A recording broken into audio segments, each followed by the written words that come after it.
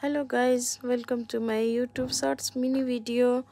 हामी चाहिँ रामेछापबाट फर्किँदैछौँ काठमाडौँ जानको लागि। अनि हामीले बाटोमा न्युरो भेट्यौँ। दिदीले चाहिँ बाटोभरि टिपिराख्नु भएको थियो अनि माथि माथि पनि चढ्दै टिप्नु भएको छ।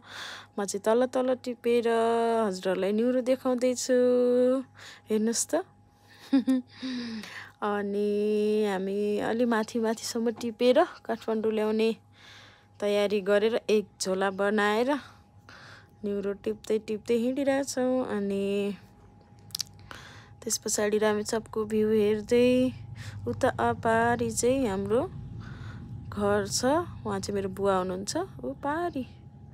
अनि ओह्रालो झर्दै झर्दै गाडी भएको ठाउँसम्म हिँड्दै बाटोभरि न्युरो टिप्दै हिँडिरहेछौँ। अनि यो चाहिँ म हो, अलिअलि भिडियो बनाउँदै हिँडिरहेको छु। त्यस पछाडि हामी मेरो बहिनी पनि भिडियो बनाइदिए भनेपछि मैले बनाइदिएँ। ओह्रालो झर्दैछ। त्यस पछाडि हामी लाग्यौँ गाडी माथिसम्म नहिँडेर हिँड्दै हिँड्दै गयौँ। उकालोमा गाडी हिँड्दैन।